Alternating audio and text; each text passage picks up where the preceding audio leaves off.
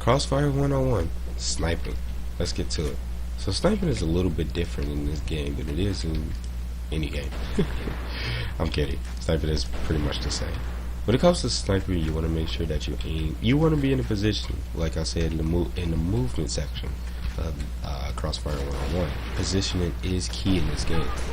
You want to make sure you're in a solid position for you to actually snipe. As you see, we're working with bots today because this is just a tutorial before I actually get into the real game. Now we'll get into the real game sooner or later, but we're gonna see. As you see, there was just an enemy to walk past. You can position yourself accordingly to where you're less likely to get shot and you're most likely to do the shooting and hit somebody. When it comes to sniper, make sure you always have a reliable pistol. I recommend the Deagle that they start you off with, since the Deagle is the most powerful gun in the game.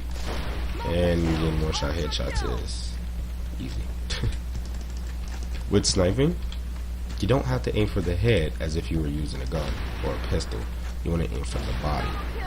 Now you do want to work with the sensitivity in order for you to actually, get a smooth sensitivity. But that's something you can do at your own time, which I will not give a tutorial on that. People work at different sensitivities, people have different mouses, so you have to experiment with the sensitivity that works best for you. They have two different types of sensitivities. Ones that work with the zoom, which is this is the zoom, and one that works when you're out of the zoom, which is what I'm doing now. Now I have mine relatively high, as I can work with a high sensitivity because I've been working with high sensitivities for a very, very long time. But this is just me. Now some people are actually more methodical, more slow, so you can work with a slower sensitivity than I can. Anyway, when it comes to positioning yourself, with a sniper even, you want to make sure that you always have you want to know what the center of your monitor or TV or whatever you're using is. Once you know the center of it, the red dot in the scope will actually indicate your middle. So if you know where that dot is all the time, you will actually be a very effective sniper and you will be above the rest when it comes to beginner sniping. Then one tip that a lot of people like to do is jumping. So you can jump, crouch in the air, and land. As you see, when I jump and crouch, I do like this very, very high jump. But you want to position the person that you're shooting in the center of your screen so that when you do that, once you land on the ground, you'll be able to actually hit them once you hit the ground. As you see, when you move when scoped in, you can see these little lines actually pop up. Those give you the accuracy in which your bullets will go. Meaning in that area, those where the bullets can possibly be. They will never be in the center. When you're standing still, however, you can see all the lines are together in that one dot. That means that wherever that dot is, your bullet's gonna go. This is very effective when it comes to jumping and shooting. As you see, when you hit the ground, when you're in mid-air, you can see the lines are completely gone. When you hit the ground, the lines come back into that center, and you'll be completely still. This will guarantee you a shot wherever you land it, which is very effective as to why you should jump and shoot, because when it comes around corners, you can possibly hit somebody, especially if they're around the corner like this. This is a very effective way to dodge bullets as well, just in case if a person doesn't have that grip of accuracy, you can obviously, dodge out the way and get a better position to hit them. You can also not even jump and just look around the corner and crouch. This will catch people off surprise most of the time, and you'll be able to get an effective shot. As you see, I go to the side, I crouch, and then I shoot. This is very effective to keep your body or your head from being targeted, especially if you crouch. Some people are experienced, so they might catch you while you're doing this, but you want to be very, very fast when shooting, as there are other advanced snipers in this game that will kill you before you even get the scope on them. So when it comes to being fast, you want to make sure you go around and crouch immediately. But you still want to make sure that your aim is in the center of the scope. Now working with bots, because this is a tutorial, I will get into actual game, but do keep in mind I'm bad at this game. I want to help other people get better at this game. Due to my experience with playing for a very long time and then quitting for a very long time, there's a lot I have to catch up on. But, that's just that.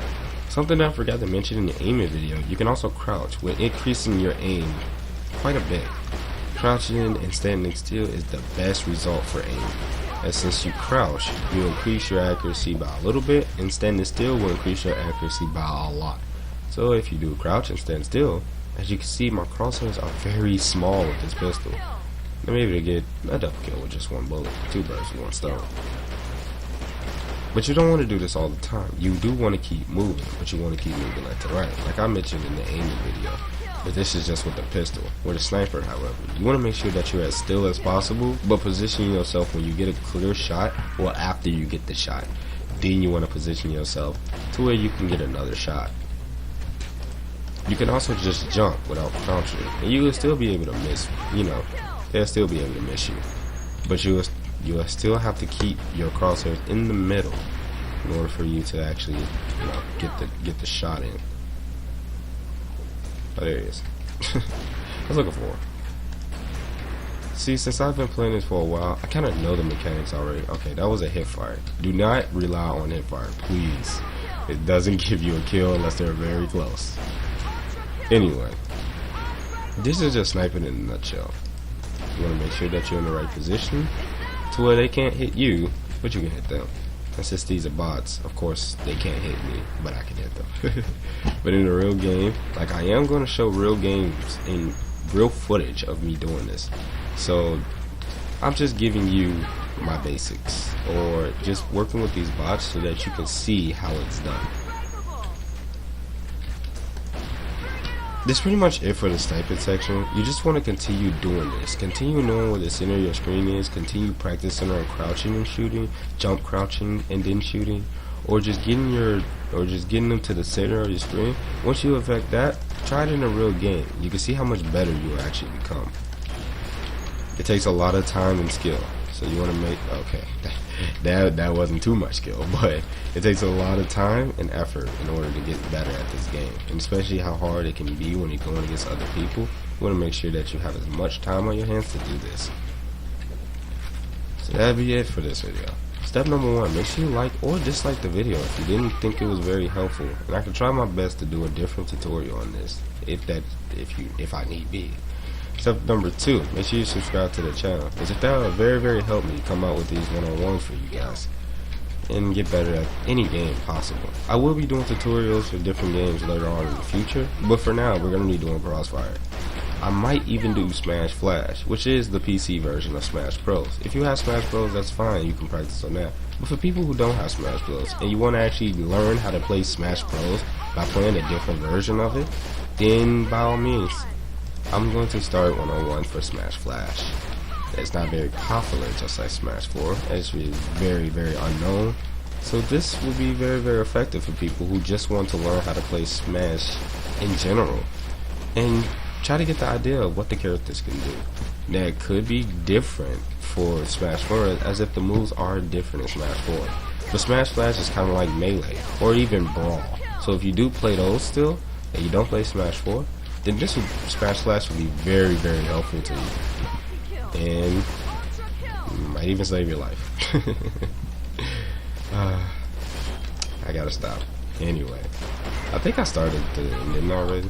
Anyway, step number 3, make sure you leave in the comment section about what game I should do next, or at least what tutorial I should do next. I will just be doing the tutorials, however, but I mean, you know, if you do want to see a particular tutorial, I will probably have links in the description, or you can just check out my recent videos to see them for yourself. The next video, I might just cover in-game footage of me doing this stuff, but that's before I get into the knifing. Well, after I get into the knifing. So I'm gonna get into the knife in the next video, and then we're gonna get into some actual game footage to show you how I play. Now, I'm not, like I said, I'm not as great as these people, so don't expect me to go good, but this is just tutorials to learn, to help you guys how to play. Anyway, step number 4, make sure you reach out to your friends with my content. I will be doing more one-on-ones for you guys. And number 5, make sure you always be yourself, because that's the most important thing you can do in this world. Anyway, that's a wrap up.